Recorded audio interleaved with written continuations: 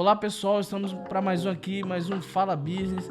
Hoje recebendo o ex-vereador Paulinho do Raio X.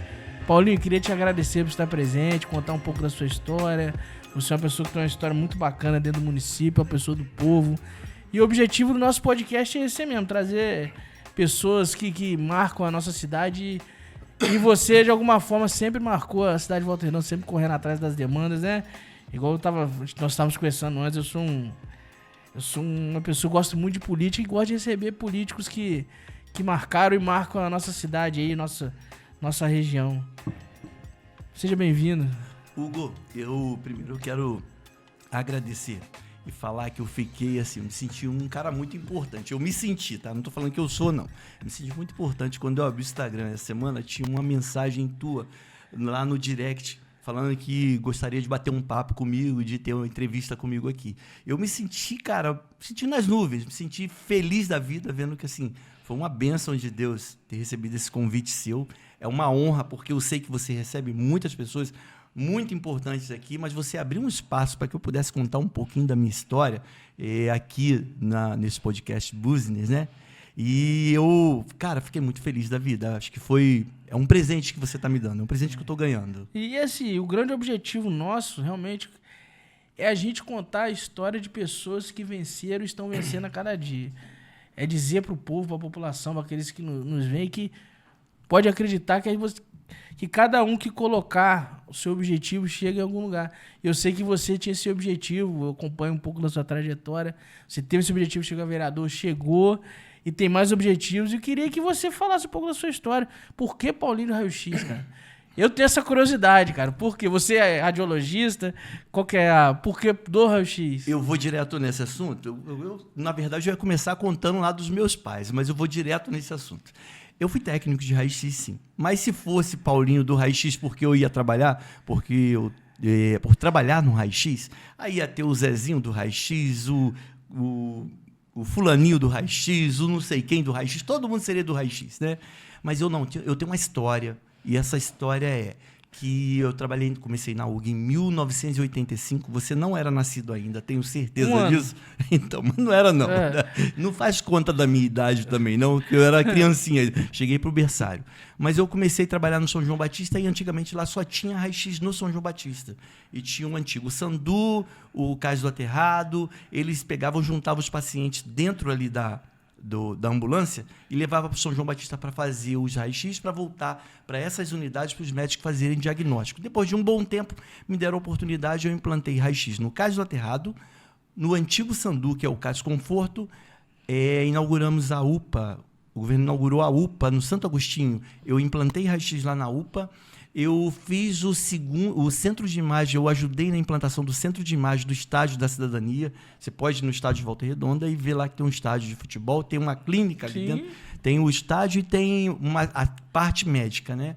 Então eu fui um dos responsáveis pela implantação daquele centro de imagem, que na época foi o segundo município do Brasil a ter radiologia digital, foi ali. Então eu fiz esse trabalho de expansão da radiologia, mas eu trouxe uma coisa que ajudou a todos aqui na região e que agora não está mais aqui, mas que eu pretendo trazer para cá, que foi o Conselho de Radiologia, que ajudou a todos os profissionais de radiologia da região sul-fluminense, e eu fui o delegado do Conselho de Radiologia por 7 anos. Por meu nome ficar tão massificado dentro da imagem, aí então todo mundo começou a chamar Paulinho do Raio-X, mas não era, fica bem claro, que não era simplesmente porque eu era técnico, foi porque eu fiz o meu nome dentro da radiologia, implantando serviços e trazendo benefícios para os meus colegas de profissão. Então ficou Paulinho do Raio-X. Você sempre foi muito enganjado com as coisas da saúde, né? Muito. Sua bandeira, lógico que você tem outras, mas sua bandeira principal é a saúde, né? Você sempre se enganjou muito, né? O grande interessante disso, Hugo, é que todas as vezes que eu vou para a saúde, não é porque, para quem está do lado de fora, vai falar assim, esse cara só está querendo ibope, esse cara só está querendo voto, mas tudo que eu vou na saúde reclamar, você pode observar com seus telespectadores que eu falo exatamente a linguagem deles. Sabe por quê? Porque eu visto a camisa. Eu tive familiares, um irmão que morreu com coice de cavalo por negligência médica. Eu tive mortes dentro da minha casa em 2016. O meu pai e a minha mãe morreram por negligência hospitalar, negligência de atendimento. Hoje nós estamos ganhando as ações que nós temos contra o corpo médico daquele hospital, que foi o hospital particular no Rio.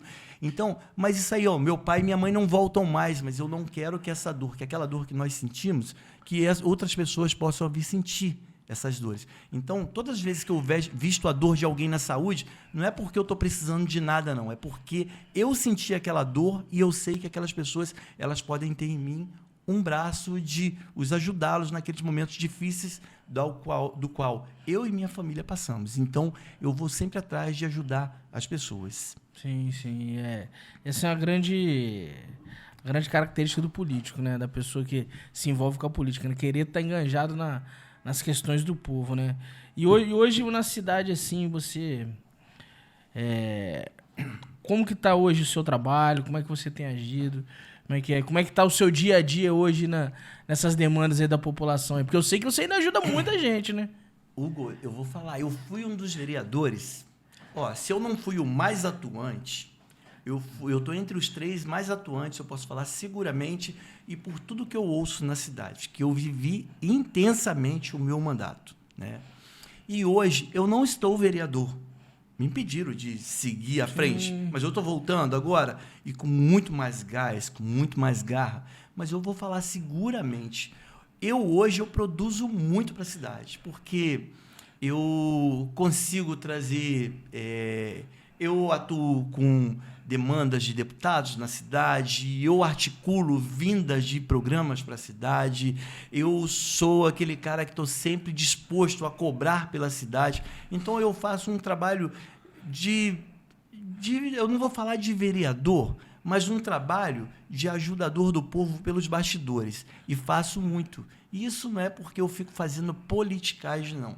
É porque isso está dentro de mim, em trabalhar pelo bem da população. Porque eu consigo enxergar da seguinte forma: se eu ajudar alguém, se eu ajudar a população, eu vou morar numa cidade onde a minha família vai ser valorizada. Então, quanto mais eu produzir o bem para outras pessoas, esse bem também vai voltar para a minha família. Sim. Então, eu penso sempre num bem comum a todos. Sim. Não sei se eu fui bem claro, mas o meu pensamento é esse.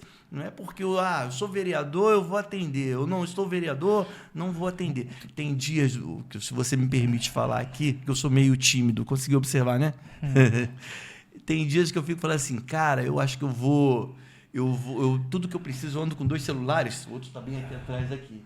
Quando eu preciso, eu ando com 2 celulares, os 2 tocam o tempo todo. Aí eu falo assim, caramba, eu preciso ir para um lugar que não tem nem sinal de telefone, porque eu preciso descansar. Isso numa sexta-feira. Mas quando dá o sábado que o pessoal descansa, ou o domingo que ninguém me liga, meu Deus do céu, o que aconteceu? Será que me esqueceram? Eu sou dependente do contato com a população. Eu sou totalmente dependente desse contato. Esse contato me renova. Entendeu? Sim. E político tem que gostar do povo, né? Tem. Político que não gosta do povo não é político, né, cara? Tá na profissão errada, né, cara? A pessoa tem que estar com o povo, contato com o povo, querer ouvir o povo, né, cara? Ali acho que tá as verdades da cidade, né? Das nuances, daquilo que realmente a cidade precisa, né?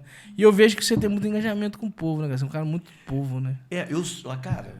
Povo, pra mim, população, não sei se é porque eu vim de uma família muito difícil, uma família muito pobre, onde a minha família saiu do Nordeste para vir no caminhão de pau de arara. Nós passávamos dificuldade, passava fome, era de madrugada, eu com medo dos sonhos que eu tinha, levantava para ir para o quarto da minha mãe, chegava lá no quarto da minha mãe estava ajoelhada, orando, pedindo a Deus pelo alimento que a gente não tinha naquele dia, para Deus providenciar, porque eram 7 bocas só de filhos para alimentar.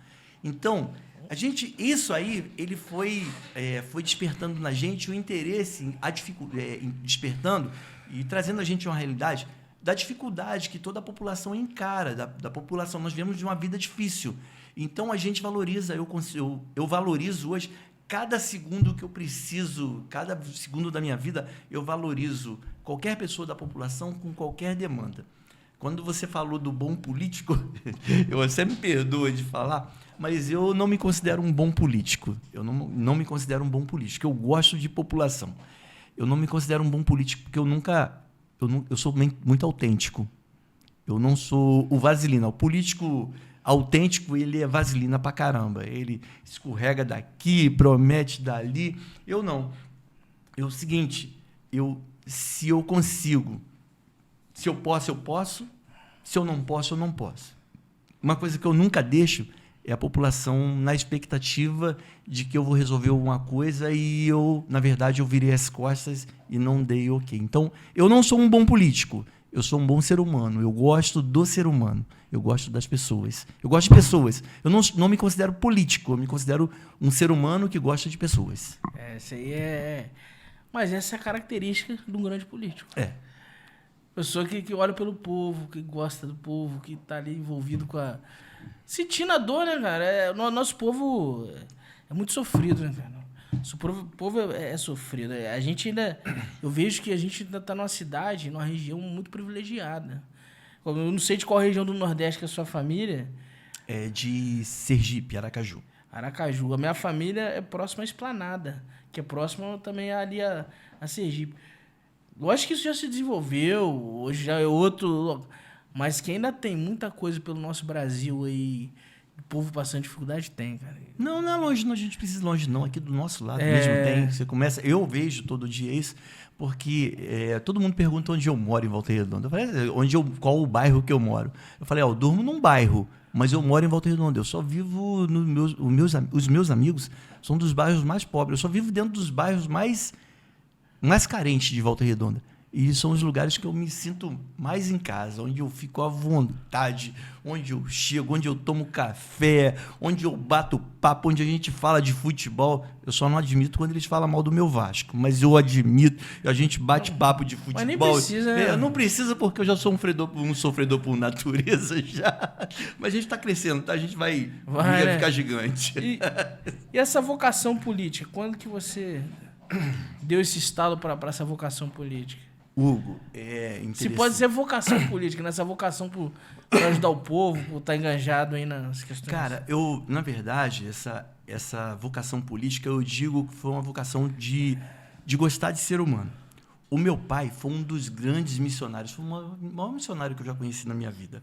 O pessoal que é raiz de igrejas evangélicas, raiz, vai lembrar lá, eu sempre conto essas histórias, que tudo que eu aprendi com meu pai. Meu pai era o cara que, meu pai acordava de madrugada, trabalhava o dia inteiro, de noite. Meu pai saía de Pilares, vinha de trem até Nova Iguaçu para pegar o ônibus para Santa Rita para fazer curativo no Osés de Paula, cantor evangélico, muito conhecido dos crentes raiz. Aí meu pai fazia curativo no Osés de Paula, através do Osés, meu pai tinha contato com o Toniel, o Oziel, o Alda, Edson e Thelma, Feliciana Amaral, pastor Lourenço Osso, o Quarteto Arauto do Senhor, e meu pai levava esses caras, meu pai ajudava eles na saúde, meu pai levava eles em todas as igrejas. Seu pai também era da saúde? Meu pai era enfermeiro no início, depois meu pai virou o irmão Pedro do raio-x da CSN. Meu pai fazia botinha ortopédica na cidade, aí todo mundo, muitos médicos hoje da cidade usaram botinha ortopédica que meu pai fazia. Então meu pai assim era, meu pai era um cara sensacional. E meu pai gostava muito de pessoas. Então esse jeito de gostar de pessoas, de ser ajudador, que é o jeito político que às vezes a gente comenta, o meu pai, ele me ensinou, ele nos ensinou a gostar de pessoas, a respeitar as pessoas, a amar as pessoas, que é até mandamento bíblico, né? Sim. Então, isso aí foi uma coisa muito natural, não tem aquela forçação, vai passar um irmão ali, tem até uma história diferente, que eu estava na primeira campanha minha, aí vinha passando um crente, aí um amigo meu, que ele não era crente, ele falou assim, tá vendo um crente aí, da paz do Senhor, da paz do Senhor. Que isso, rapaz? Da paz do Senhor, que ela é crente, você não é político. Eu falei, não vou dar paz do Senhor, não. O dia que eu tiver com ele de boa, rapaz, a gente tem que carregar o tempo todo. Mas eu não vou usar a política para mostrar, aproveitar da minha fé ou da fé de alguém para que eu possa pedir voto. Eu vou primeiro conhecê-lo, eu quero primeiro ter o contato e vou dar bom dia, boa tarde, boa noite. E assim, foi uma coisa muito natural na minha vida, não tem forçação de barra. Tudo que eu sou na minha casa, eu sou na rua. Não tem aquele negócio, eu aqui na minha casa eu vou ser um cara violento, mas na rua eu vou mostrar paz. Não. Eu tenho paz na minha casa e a paz que eu tenho na minha casa é a paz que eu levo para a rua. Entendeu? Muitos políticos hoje eles são envolvidos pelo Media Trend, né, cara? O cara tem toda uma mídia por trás, uma fala, já tem um roteiro, né? Um roteiro que Por serve. isso que assim, eu gosto de entrevistar, assim, dos políticos que a gente vem entrevistando, né? Nenhum aqui tem roteiro. É sempre no papel em branco e a gente vai rabiscando, conversando, conhecendo, ouvindo. E é legal ter pessoas assim, né, como você, cara. Eu acho que Eu isso... tenho uma história muito legal de um político muito conhecido na cidade, mas esse era político e era um cara do bem. Mas eu vi a história e não tem como negar.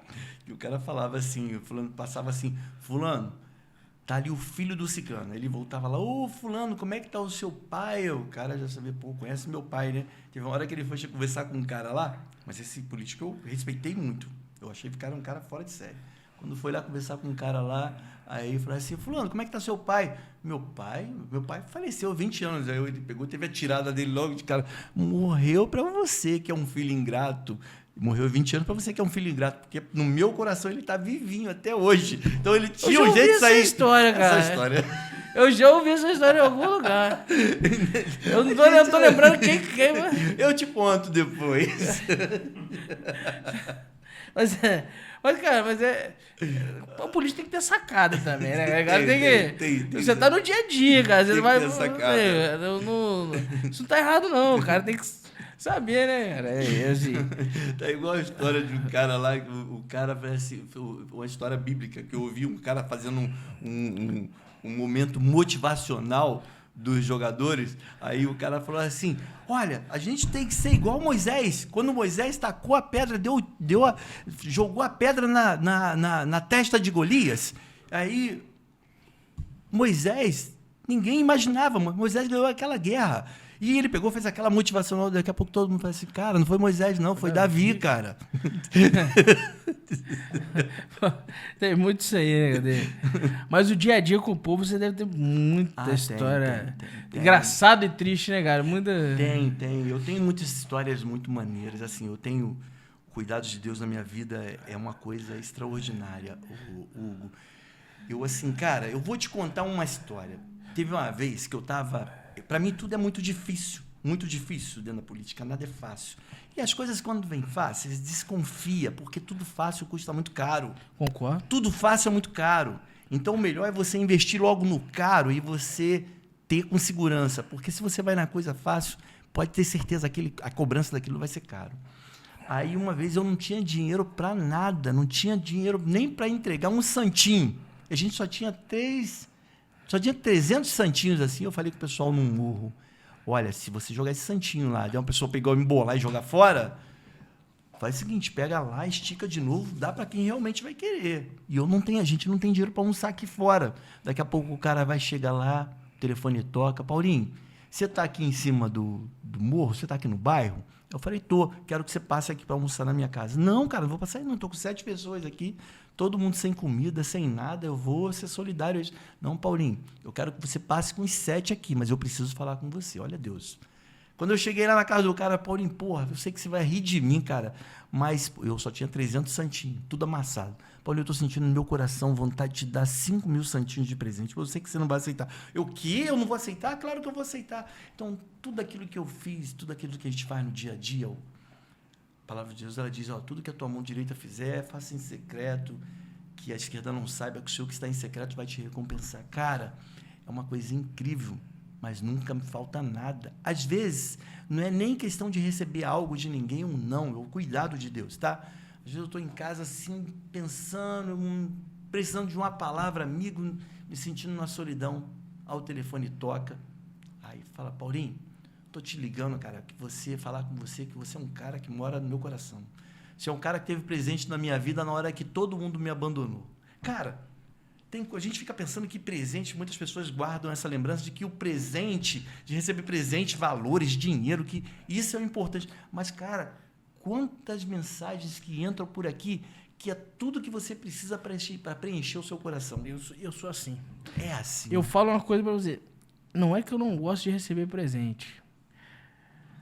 Mas eu valorizo muito mais quem me manda uma mensagem para saber como eu tô, para poder perguntar como que eu tô no dia a dia, do que aquela pessoa que chega no seu aniversário e te dá um presente só para te agradar.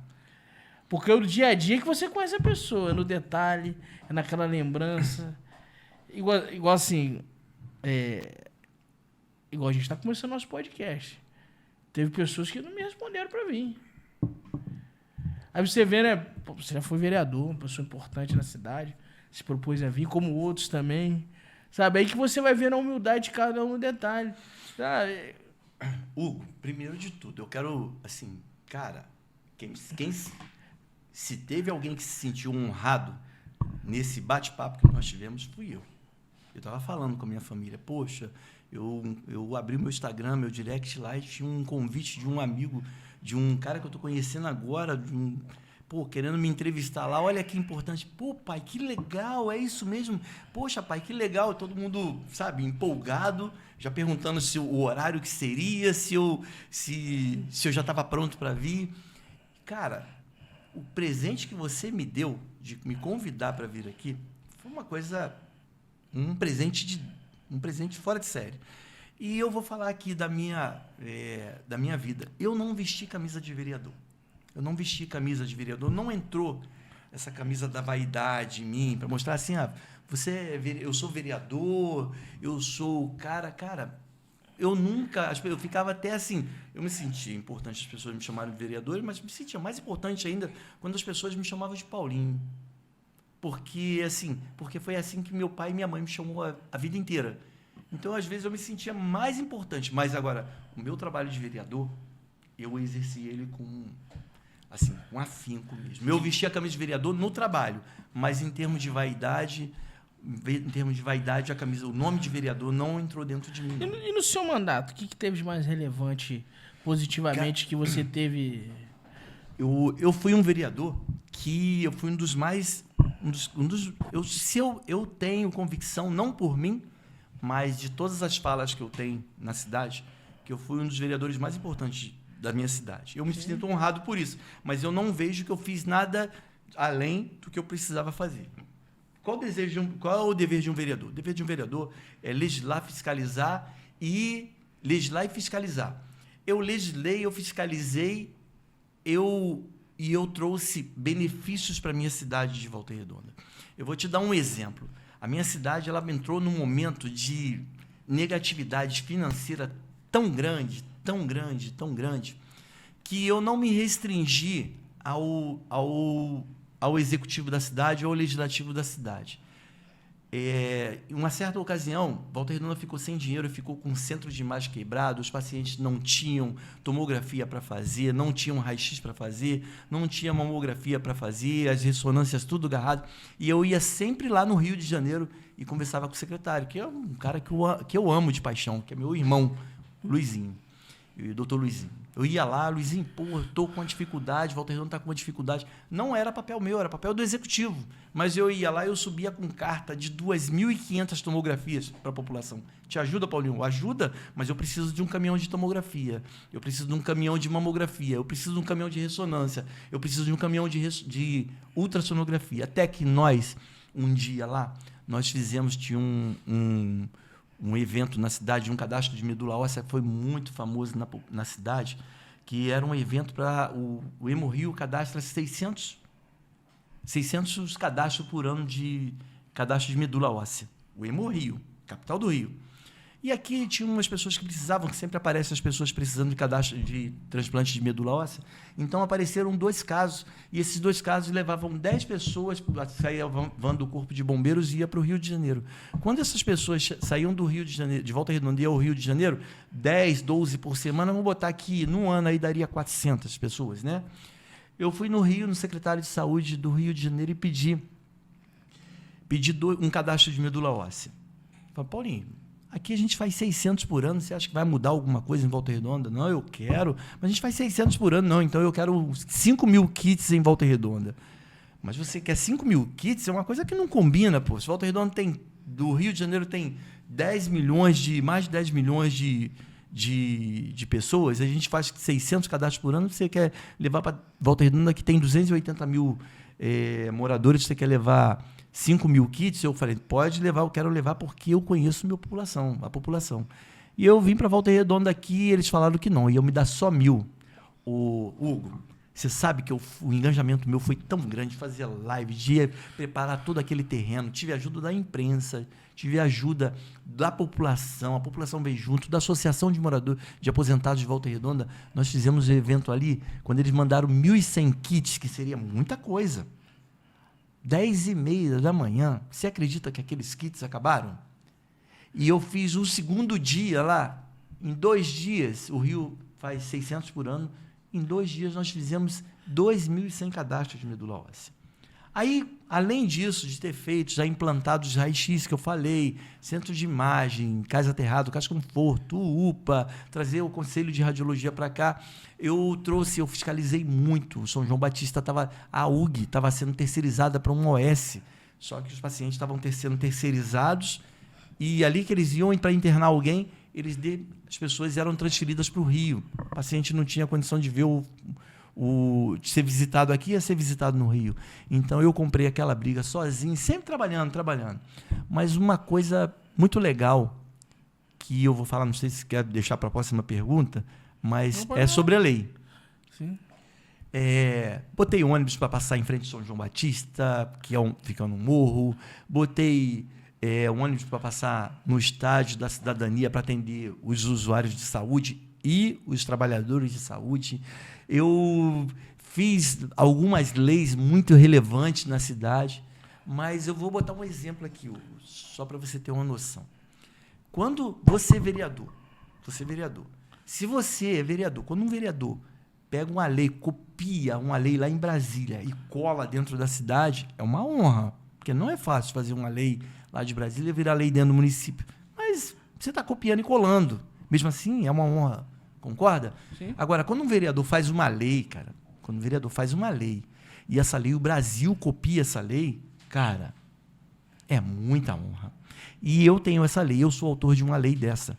Eu sou autor da lei que introduziu o dentista dentro da equipe multidisciplinar dos hospitais. Ou seja, hoje quase todos os hospitais da região, do Rio de Janeiro e do Brasil, têm um dentista que trabalha em conjunto com a equipe multidisciplinar dos hospitais. E o que significa isso? A nossa boca é o lugar mais sujo do nosso corpo. Quando o paciente está entubado, ele para de fazer a limpeza da boca, prolifera de bactérias, essa bactéria vai para o pulmão. Quando essa bactéria ela proliferou, ela dá uma pneumonia chamada PAVM, pneumonia adquirida por ventilação mecânica. Quando dessa pneumonia, o paciente toma antibióticos, mas a bactéria é resistente, o paciente normalmente vai a óbito em 10, 15 dias. Essa minha lei, com o dentista fazendo procedimentos dentro do CTI, evita com que essas bactérias proliferem e que o paciente possa contrair essa pneumonia. Dados do Ministério da Saúde, essa lei diminuiu em 24% o número de óbitos dentro dos CTIs. Poxa, quem sou eu? Sou um vereador, fui só um vereador. 24% a nível Brasil. 24% de óbitos dentro dos CTIs. Então, dentro dos CTIs, em todos os CTIs que tem circulando no Brasil inteiro. Relevante demais. Então, essa lei é muito relevante. Então, assim, eu fui um cara que produziu e eu tenho uma coisa, assim, eu nunca penso no micro. Sim. Eu sempre penso no macro. Eu não estou dentro de Volta Redonda, eu não penso somente como dentro da Câmara e Legislativo. Eu sou um cara profundamente articulador. Eu vou para o Rio de Janeiro, eu vou para Brasília, eu vou para o outro, mas a minha vida é muito tranquila. Sabe quem sou eu? Um filho de nordestino, simples, humilde, que não tem nada melhor do que ninguém. Não tem nada e não é melhor do que ninguém. Eu sou apenas um cara que sou um ser humano que gosto de ser humano. Legal, cara, legal. E muito relevante essa lei sua. Muito interessante, sabe? Realmente você vê que é algo impactante nesse ecossistema a nível Brasil, né, cara? De saúde. Não é algo pequeno. Não que não seja pequeno a sua que a gente faz no município, mas é uma coisa de uma grandiosidade muito. É uma grandiosidade tremenda, cara. Se você observar que essa lei nasceu dentro do meu município, dentro de Volta Redonda, nasceu dentro da nossa região, nasceu dentro do nosso estado, essa lei lá. E teve uma deputada, quando nós fizemos essa lei, que ela foi votada, e que ela entrou em evidência, o Ministério da Saúde ligou no nosso gabinete, pegando informações. E nós explicamos todinho. Aí uma deputada de São Paulo, ela pegou essa lei, ela enganjou e ela trabalhou dentro dessa lei. Trabalhando dentro dessa lei, essa lei foi votada, passou, mas ela parou na Comissão de Saúde da Câmara, lá em Brasília, está parado lá.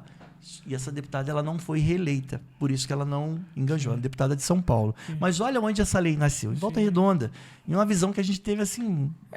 E se você for analisar, é a visão que o legislativo tem que ter.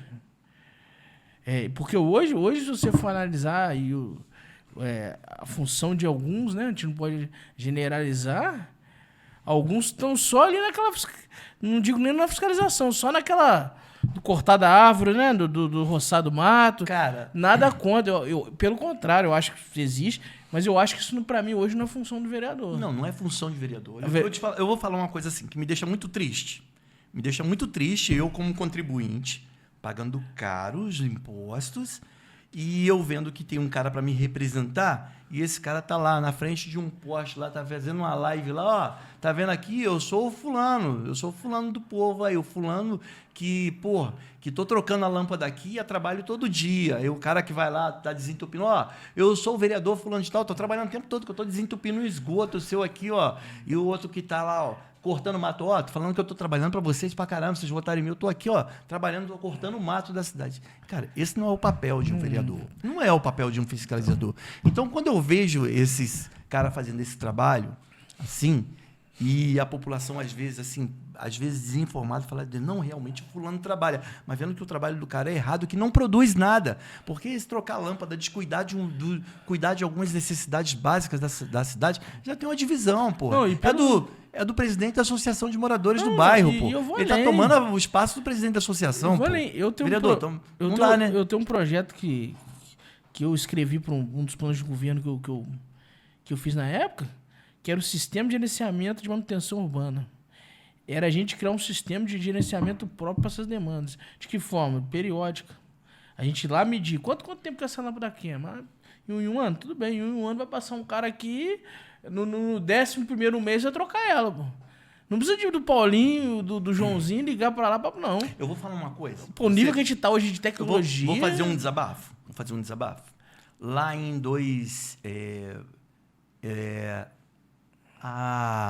como é que se diz? Taxa de iluminação pública. Cara, eu acho uma vergonha. O município que taxa os moradores no IPTU, que taxa os moradores em várias leis, tá? Em vários preços, em vários impostos, e aí taxa na iluminação pública e o morador fica com a lâmpada queimada por mais de 2, 3, 4 meses. Isso é uma vergonha. Isso é você roubar da população. Eu me senti um dia desse, roubado.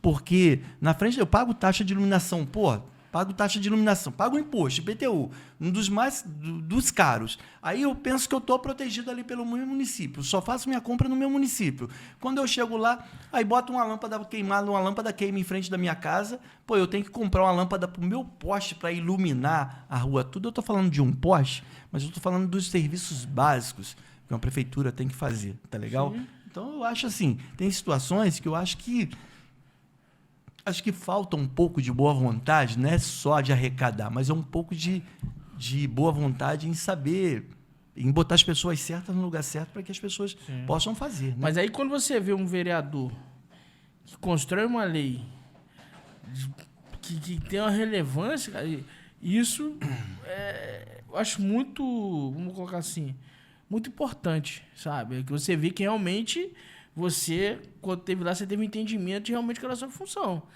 Quer legislar, quer fiscalizar, quer criar novas leis. Então isso é importante, não ficou só naquela... Não, eu vou te falar, lá quando eu era candidato a vereador em 2016, uma das minhas coisas era trazer uma ressonância magnética para a cidade. E depois eu trabalhando, conversando dentro do mandato, pedindo, aí o deputado André Correia, Luiz Antônio Correia, juntou com mais 2 deputados, que foi o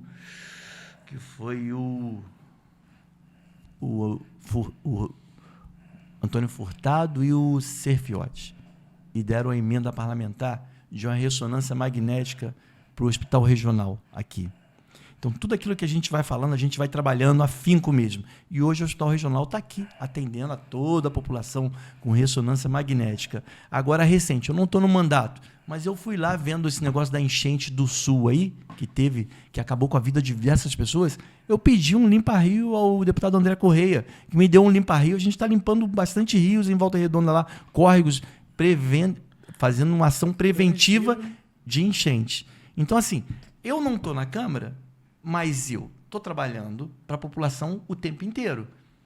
E eu estou trabalhando para a população o tempo inteiro, mas eu fico pensando assim, eu estou fazendo ali porque se der algum prejuízo lá, esse prejuízo vai ser total para a cidade, onde a minha família, todos os meus vão ser incluídos nesse prejuízo. Então, a minha parte que eu puder, né? A minha parte do que eu puder fazer, eu vou fazer. Pensar no bem comum, né? Bem comum. E assim, que na realidade, quando você vai para a esfera federal ou até estadual, recurso ele existe.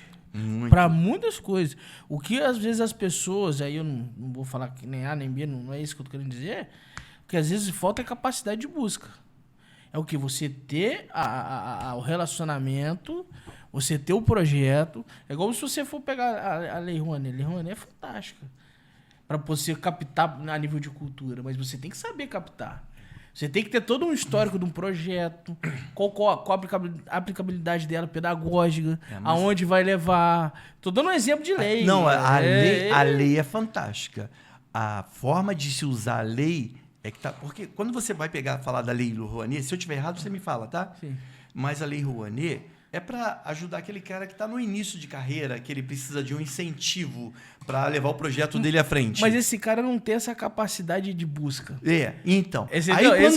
E que a população, depois também que ele foi atingido com aquela lei, foi beneficiado pelaquela lei, que ele também possa reproduzir para a população, ele dá o retorno para a população. Porque foi da população que ele levou aquele dinheiro, que ele recebeu aquele dinheiro para enganjar no trabalho dele. Mas a gente vê, os artistas renomados, todo mundo vivendo de Lei Rouanet e não faz um show de graça para ninguém, aí tá de brincadeira, né? Mas eu conheço casos de Lei Rouanet que... É caso diferente. A lei é espetacular. Toda lei é espetacular. Toda lei é boa, mas é excelente, é top. Mas há as distorções. Por exemplo, a dificuldade que a gente tem como empresário de captação no BNDES. Porque muitas das vezes a gente não tem... fora do comum. Que às vezes você não tem por trás de você um corpo técnico para poder defender aquilo perante o BNDES. Então, né, cara? Mas, assim, é muito bacana ver que você realmente militou em questões sensíveis para a sociedade, né? Para Volta Redondense. Essa lei realmente eu não sabia. E, assim, cara, é de uma ressalva muito grande. Sabe? Meus parabéns. Essa lei foi cara. espetacular. Tem outras leis também que nós fizemos lá. Lei daquele cordãozinho do autismo. Preferencial para os autistas também, dentro dos lugares, dentro dos mercados, o local preferencial. Porém, na nossa saída, recolheram a lei, depois puseram na frente com a autoria de outro. Mas eu fico feliz que aquela ideia minha despertou a atenção de outras, despertou a atenção de outros que levaram essa lei à frente. Toda vez que eu vou pensar, que eu penso em alguma coisa que eu vou fazer, eu sempre tenho a empatia de saber se eu estou me colocando no lugar do Hugo. Eu falei assim, se isso aqui vai ser uma coisa que vai ser legal, será que vai ser legal para o Hugo? Se for legal para o Hugo, é legal para mim também. Se for legal para mim, for legal para ele, acho que é legal para ambos. Eu não tenho que pensar que aquilo que eu vou fazer vai ser legal só para minha casa. Tem que ser legal para todos. Aí fica uma coisa legal. Eu vou falar aqui uma coisa que foi muito legal. Ganhei essa canequinha aqui, cara. Muito obrigado. Você, quando me deu ela de presente aqui, você pensou que eu ficaria satisfeito. E eu estou muito satisfeito com esse presentão que eu ganhei aqui. Vai ser do meu dia a dia, tá? Legal, vai ser do meu dia a dia. Legal. Fala business. E nesse momento, nessa trajetória? Momentos difíceis também? Cara, eu vou falar para você. Eu tive... Isso até me engasga um pouquinho. Eu fui um cara tão atuante, que eu sofri uma farsa muito grande, uma farsa tão grande. E nessa farsa, ninguém, quando veio o rolo compressor para mim, porque eu estava lutando contra um sistema político, viciado, errado, que ninguém estava acostumado. Eu estava tirando todo mundo da cadeira para trabalhar, porque eu aparecia muito. E eu, quando eu lutei contra esse sistema, veio um rolo compressor contra mim, que os caras não tiveram pena da minha família. Ninguém tem noção. Eu fui julgado, pré-julgado, eu fui massacrado. Mas eu vou falar uma coisa para você, cara. Eu fui no fundo do poço, mas Deus foi comigo lá no fundo do poço, me sustentou lá, me trouxe à tona para respirar e está me levando para voar. Está me levando para voar. Porque o que eu passei no deserto, que eu fiz, no deserto que eu tive, cara, mas Deus me deu um renovo tão grande que os caras, eles lutaram contra o meu mandato. Eu ganhei tudo de volta. Eu ganhei tudo. Ficou todo mundo sem entender. Com um furinho pequenininho que eles deixavam, Deus ia lá, aumentava aquele furo, virava um rombo e a notícia vinha à tona. E eu ganhei. Foi um momento difícil. Hoje eu deixo a justiça falar por mim, porque eu não guardo mágoa de ninguém, não. As pessoas que me fizeram muito mal, eu vou falar do fundo do coração, cara, tá com Deus. E eu já oro para Deus abençoar todos eles. Oro para Deus abençoar todos eles. E os que fizeram mal para mim, cadê eles agora? Sucumbiram, meu irmão. Sumiu todo mundo. Ninguém tem força para nada. E eu tô livrinho para disputar a eleição, se for da vontade de Deus. Então eu estou pré-candidato. Isso eu ia te perguntar agora. Então você é pré-candidato? Sou pré-candidato. E se for da vontade de Deus, eu vou entrar pela porta da frente com um tapete vermelho e vou sair pela porta da frente com um tapete vermelho e vou caminhar em outros rumos. Amém. Deus abençoe. Estou falando de verdade. Estou falando, eu nunca falei assim, quando eu falo das coisas que eu passei, ninguém tem noção do que eu passei. Ninguém tem noção. Só o dono da dor sabe quanto dói, né, cara? É. Mas eu fiquei anestesiado, porque eu tive, cara, o cuidado. Eu não sei o que Deus vê em mim, cara. Eu não sei o que Deus vê em mim. Porque eu sou dos caras mais errantes que tem na face da terra. Você conhece algum pecador na sua cidade? Eu vou juntar na minha cidade, não. Eu vou juntar em toda a região. Ou em todo o Rio de Janeiro, todinho. Cara, esse cara que mais peca de todos que você pensou aí, sou eu. Mas quando você vê uma mensagem bíblica lá, você vai fazer uma comparação de Saul e Davi. Quem é que pecava mais? Saul ou Davi? Cara, Davi pecava muito mais e Saul pecava quase nada. Mas por que Deus se tinha mais prazer em estar com quem? Em falar com quem? Com Davi. Sabe por quê? Davi pegava, ele não queria que o Senhor se apartasse dele. Deus podia tirar tudo de Davi, só não podia tirar a presença dele de dentro de Davi. Já Saul não. Saul só não queria a presença de Deus porque ele não queria perder o trono. Aí ele aceitava, ele queria pedir perdão a Deus para ele não perder o trono. Cara, os meus papos da madrugada com Jesus, os meus papos da madrugada com Deus, é uma coisa impressionante. Eu rasgo meu coração, eu conto para ele tudo que eu fiz, tudo que eu penso. Se eu estou com raiva de alguém, eu falo que eu estou com raiva mesmo. Eu falo porque ele conhece tudo. Cara, como Deus me ama, eu não sei. Mas eu não tenho nada de especial, nada melhor do que ninguém, não. Muito pelo contrário, eu estou falando. Eu sou o cara mais errante. Mas só que o meu coração é muito puro. Então, porra, eu sou abençoado demais da conta. Então, Deus já me deu uma certeza. De onde me humilharam, cara, eu já estou recebendo a dupla honra. E para onde eu vou, dupla honra também. E todas aquelas pessoas que você quer ter um momento, você quer conhecer as pessoas, cara, deixa o poder, deixa o mandato sair de perto de você. Aí você vai ver as pessoas que realmente te amam. Cara, eu comecei dentro da minha família. Um presente que Deus me deu muito grande foi a minha família. A minha família, desde que passa lá pelo meu pai, pela minha mãe, pelas minhas irmãs, pelo meu sogro, pela minha sogra, sabe? Eu sou hoje, quando fala da fidelidade de Deus, eu sou hoje Eu sou um cara hoje que sou todo ele razão, um cumprimento das promessas, das orações que eles fizeram a Deus e que Deus falou que fazia com eles, Deus fez comigo. Eu hoje, no momento da minha difícil, eu lembro das coisas, mas hoje estou muito anestesiado porque eu tenho a graça de Deus dentro de mim, entendeu? E aí, perspectiva aí para as eleições, melhor possível? Cara, eu vou disputar a eleição num partido que é difícil pra caramba, né? Um partido muito difícil. Só tem cara bom de voto, os caras maneiros, os caras bons de voto. Eu sou do Republicanos. Então, os caras lá estão uns caras de nomes, bons de voto, trabalhadores pra caramba. E eu estou muito confiante. Eu sempre fui muito confiante. Eu sou aquele cara, o teimosinho, sabe? Eu sou o teimosinho. Nunca tive muito tempo. Nunca tenho o tamanho de gigante. Mas eu luto como um gigante. Eu luto como um gigante, eu luto como se eu fosse um gigante e contra gigante. Mas eu sou pequenininho, é porque Deus me fortalece. Eu sempre ponho foco, muito foco. Eu sou muito determinado naquilo que eu quero. E aí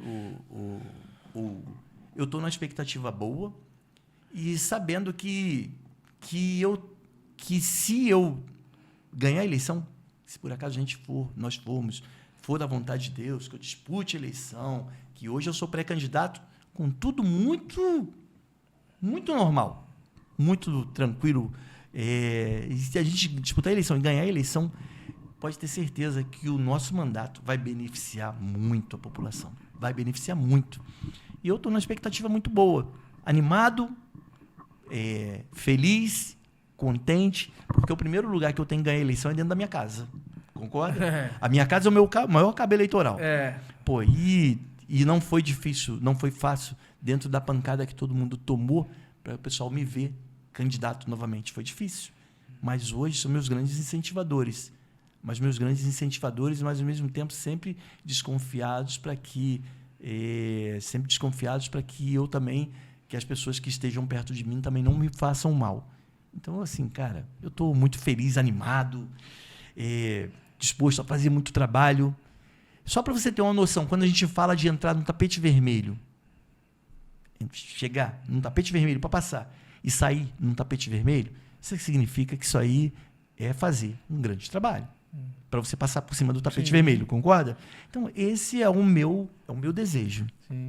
Então, finalizando, queria te agradecer pela presença, pelas palavras, conhecer mais um pouquinho, dar a oportunidade de você falar de tudo isso que você fez. E o que você vai fazer, queria que você fizesse considerações finais, falasse para a população, deixasse um recado final aí para essas próximas eleições, para tudo aí, para frente. Eu vou falar uma coisa aqui que é muito interessante, tá?